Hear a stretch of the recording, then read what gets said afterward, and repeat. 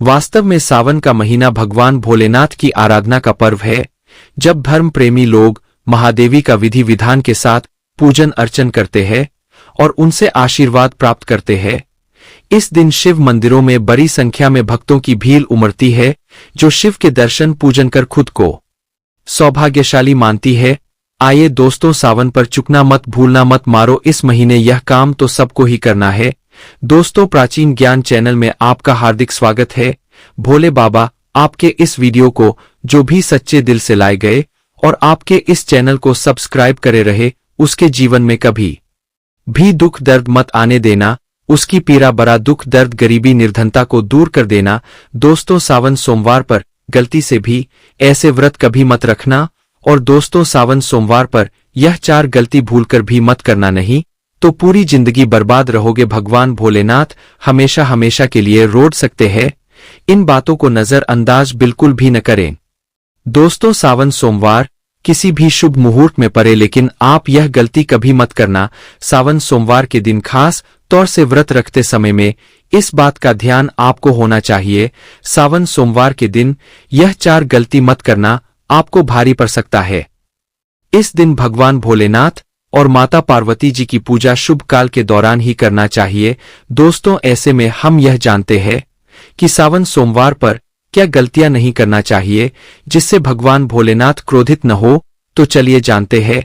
दोस्तों, सावन सोमवार के दिन क्या करें। सावन सोमवार के दिन व्रत करें और सुबह जल्दी उठें और स्नान करें और साफ सुथरे कपड़े पहने। नहीं, शुभ काल में मंदिर जाकर भगवान भोलेनाथ जी को जल और दूध चढ़ाएं।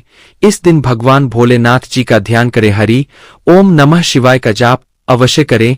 इस दिन आपको भोजन ग्रहण नहीं करना है, इसीलिए अगर आपने व्रत किया है तो सिर्फ फल खाकर ही व्रत पूरा करे रही है और दूसरे दिन व्रत रहे हैं। अगर आपसे नहीं हो पा रहा तो आप एक समय में भोजन कर सकते हैं। दोस्तों, वीडियो आगे शुरू करें इससे पहले वीडियो को लाइक अवश्य कर दे और कमेंट बॉक्स में जय भोलेनाथ अवश्य लिख दे, जिससे कि भगवान भोलेनाथ जी का आशीर्वाद आपको सीधे प्राप्त हो सकेगी। दोस्तों, सच्चे दिल से इस नियम को मानने वाला व्यक्ति भगवान भोलेनाथ जी को बहुत ही प्रिय होता है। दोस्तों, अब बात करते हैं सावन सोमवार के अवसर पर आपको क्या गलती नहीं करना चाहिए, जिससे भगवान भोलेनाथ क्रोधित नहीं। दोस्तों, चाहे कुछ भी हो जाए, सावन सोमवार के दिन मांस मदिरा का सेवन गलती से भी मत करना, नहीं तो आपके साथ कुछ भी हो सकता है। और सावन सोमवार के दिन देर तक कभी न सोए हुए। दोस्तों, इससे आपका भाग्य बिगड़ सकता है। भगवान भोलेनाथ रूठ सकते हैं। सावन सोमवार के दिन दाल चावल या गेहूं से बने पकवान नहीं खाना चाहिए। इस दिन आप सिर्फ फल दूध चाय और कॉफी ले सकते हैं। अगर आप भगवान भोलेनाथ जी को प्रसन्न करना चाहते हैं तो इस दिन काले कपड़े भूलकर भी मत पहनना। इस दिन जितना ज्यादा हो सकेगी भगवा रंग, यह लाल रंग का कपड़ा पहनने ने बहुत ही शुभ और मंगलकारी माना जाएगा। इस दिन गलती से भी पति पत्नी शारीरिक संबंध भूलकर भी ना बनाया जाए, अन्यथा भगवान भोलेनाथ के क्रोध का सामना आपको करना पड़ेगा।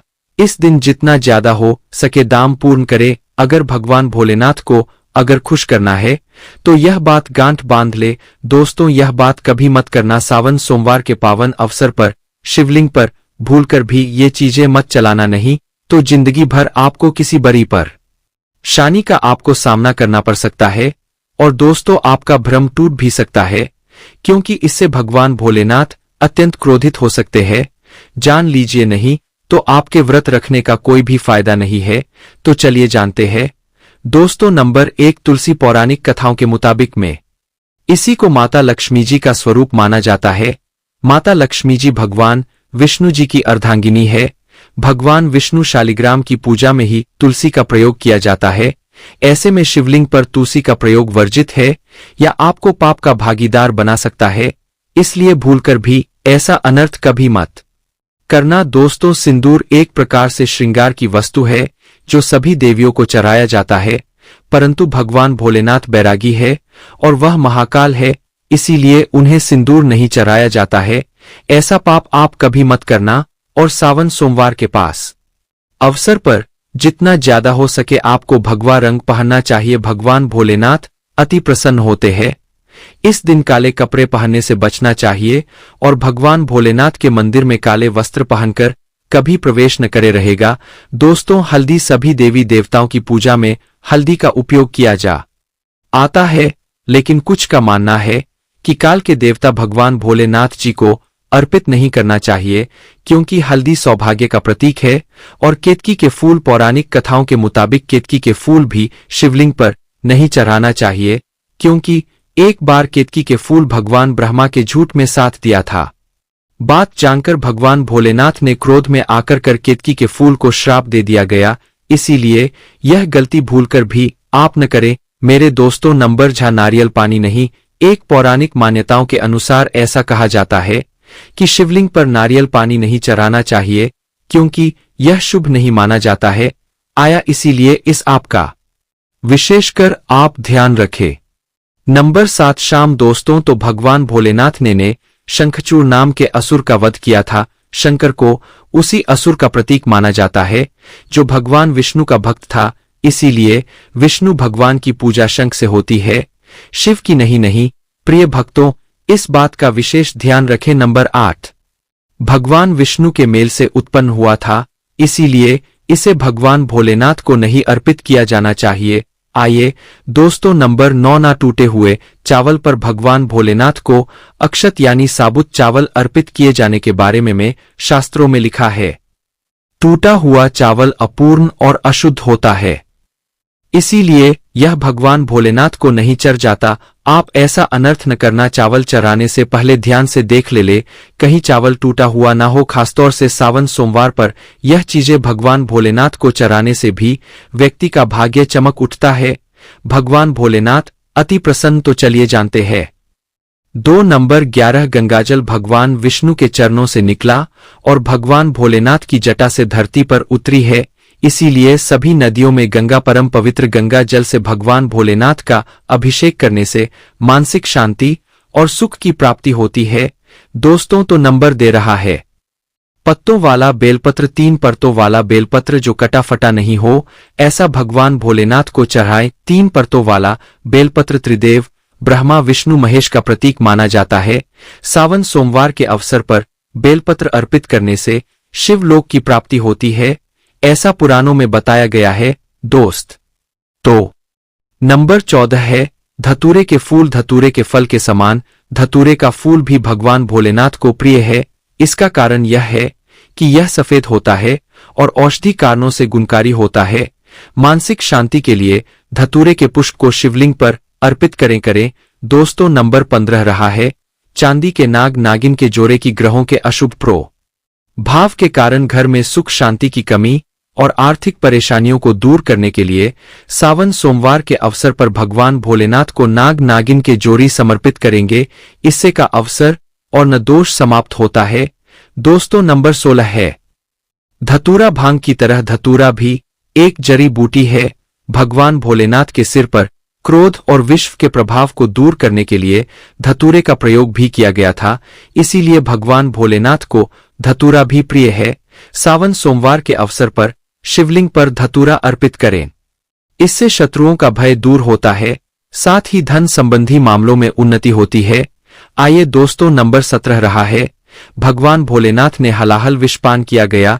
इस बीज के उपचार के लिए कई तरह की जड़ी बूटियों का प्रयोग देवताओं ने किया गया, उसमें से एक भाग है, इसीलिए भगवान भोलेनाथ को भांग अत्यंत प्रिय है। और सावन सोमवार के दिन पर भांग के पत्ते को पीसकर दूध या जल में घोलकर भगवान भोलेनाथ का अभिषेक करें तो रोगों से मुक्ति मिलती है।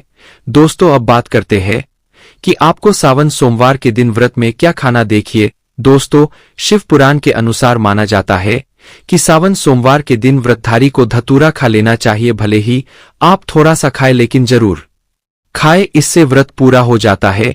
इस दिन भार्गव खाने से संपूर्ण फलों की प्राप्ति हो जाती है। अगर आप नहीं खाते हैं तो इसे थोड़ा बहुत चकली नहीं तो आपका व्रत अधूरा माना जाएगा। दोस्तों, सावन सोमवार के दिन के भगवान भोलेनाथ और मां पार्वती की कृपा प्राप्त करने के लिए इन सभी बातों का विशेष ध्यान रखें, जिससे आपको व्रत और पूजा का पूर्ण फल प्राप्त हो और भगवान शिव और मां पार्वती की आपको कृपा मिल सकेगी। बहुत सारी चीजें रही इस दिन के व्रत में ऐसी होती है जो आपको नहीं खानी चाहिए, और एक चीजें ऐसी है जो सावन सोमवार के दिन जरूर खानी चाहिए ताकि आपको इस व्रत का संपूर्ण फल मिले। सावन सोमवार के दिन बहुत सारे लोग व्रत रखते हैं। एक उपवास रखकर बहुत सारे लोग सात्विक भोजन करते हैं। सावन सोमवार के दिन का व्रत अगर करते हैं तो ध्यान रखें शरीर में पानी की कमी न हो। इसके लिए अनार या संतरे के जूस का सेवन कर सकते हैं।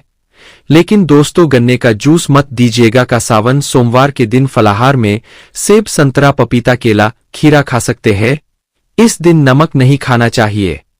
आलू का प्रयोग कर सकते हैं, पर काला नमक यानी ब्लैक सूट को मत कहिएगा। का भूलकर भी चावल, रोटी यानी अनाज का प्रयोग मत कीजिएगा। आप गेहूं तो एक बार खा भी सकते हैं, पर चावल मत खाइएगा। इस बात का ध्यान रखें।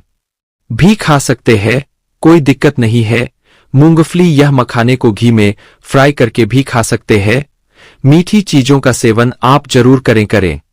गाजर, लौकी की खीर, साबूदाने की खिचड़ी आप खा सकती है। इस दिन कुट्टू के आटे का खाना भी बना सकते हैं, आप उसको भी खा सकते हैं। लेकिन अनाज और साधारण नमक का इस दिन व्रत में प्रयोग न करेंगे। सेंधा नमक का प्रयोग कर सकते हैं। लहसुन, प्याज, मदिरा, मांस भूलकर भी मत खाए, वरना आपके व्रत का फल आपको को भी नहीं मिलेगा। इन चीजों का आपको ध्यान रखना है, नहीं तो आप पाप के भागीदार हो सकते हैं। सावन सोमवार व्रतधारी को खाने पीने की चीजें दूसरों को मिल बांटकर खानी चाहिए, शेयर करनी चाहिए। सावन सोमवार के दिन आप दूध का सेवन कर सकते हैं, लेकिन केवल दूध नहीं, उसमें 2-4 चीनी के दाने डालकर ही सेवन कीजिए जाएगा। केवल दूध कभी भी नहीं पीना चाहिए। दोस्तों, तो भगवान शिव को आघात दिए और भोलेनाथ भी कहा जाता है, लेकिन शिव जितने भूले और आसानी से प्रसन्न होने वाले हैं, उनका भी उतना ही प्रलयंकारी है। कहते हैं कि जिस दिन शिव ने अपनी तीसरी आंख खोल दी, उसी दिन दुनिया का अंत निश्चित है। दोस्तों, पौराणिक मान्यता के अनुसार जो व्यक्ति वर्ष भर कोई व्रत उपवास नहीं रखता है और वह सावन सोमवार के दिन का व्रत रखता है, तो उसे पूरे वर्ष के व्रतों का पुण्य प्राप्त हो जाता है। सावन पर 4 प्रहर की पूजा अत्यंत फलदायी होती है। सावन पर 4 प्रहर की पूजा से सभी प्रकार की कामनाएं पूर्ण होती है। अगर दोस्तों किसी को संतान प्राप्ति की मनोकामना हो तो आप यह उपाय अवश्य करें। 101% आपको संतान की प्राप्ति होगी। सावन सोमवार के दिन आटे से 11 शिवलिंग बनाएं व 11 बार इनका जलाभिषेक करें। इस उपाय से संतान प्राप्ति के योग बनते हैं। अगर दोस्तों आपकी कोई मनोकामना हो तो सावन सोमवार के दिन पर 21 बिल्व पत्रों पर चंदन से ओम नमः शिवाय लिखकर शिवलिंग पर चढ़ाएं। इससे इच्छाएं पूरी हो सकती है। अगर विवाह में अड़चन आ रही है तो सावन सोमवार के दिन शिवलिंग पर केसर मिलाकर दूध चढ़ाए, आई जल्दी ही विवाह हो सकता है। और सावन सोमवार के दिन एक कार्य आपको जरूर करना चाहिए। आपको सावन के समय धर्मशास्त्रों में कहा गया है, बहुत सारे लोग भी बताते हैं, हमारे गुरुजी भी कहा करते थे, सावन के दिन अगर बेल के वृक्ष की जड़ में मिश्रित युक्त मिश्री, जो मिश्री आती है खरी खरी, आप सभी दर्शकों को जरूर पता होगा शक्कर टाइप की होती है, तो आपको मिश्री डला हुआ दूध अगर आप इनकी जद में डालते हैं तो ऐसा कहा गया है कि ऐसा व्यक्ति कभी निधन नहीं होता है। ऐसे व्यक्ति के जीवन से किसी भी प्रकार से अगर लक्ष्मी रुष्ट हो चुकी हो, ऐसे व्यक्ति पर मां लक्ष्मी प्रसन्न होती है। ऐसे व्यक्ति के जीवन में धन का अभाव नहीं होता। ऐसे व्यक्ति फिर निरोग रहते हैं, निरोगी काया प्राप्त होती है। आप चाहते हैं तो यही क्रिया नियम के वृक्ष पर भी कर सकते। नियम के वृक्ष पर माता लक्ष्मी निवास करती है, समस्त दैवीय शक्ति निवास करती है। नियम के वृक्ष में अगर आप जो है सावन के शुभ मंगल दिनों में आपको 1 गिलास या सामर्थ्य के अनुसार तांबे के लोटे में आपको दूध डालकर के इनके अंदर जो है अभिषेक करना चाहिए कि में डालना चाहिए। आपको मीठा दूध डालना है, मिश्री मिला हुआ दूध आपको चराना है, इनकी जद में डालना है और गरीबी मिटाने की प्रार्थना करनी है। या फिर जिन लोगों पर कर्ज का भार है वह लोग बोल सकते हैं कि हमारे कर्ज का भार दूर हो, या फिर जीवन में जो किसी भी प्रकार की परेशानी है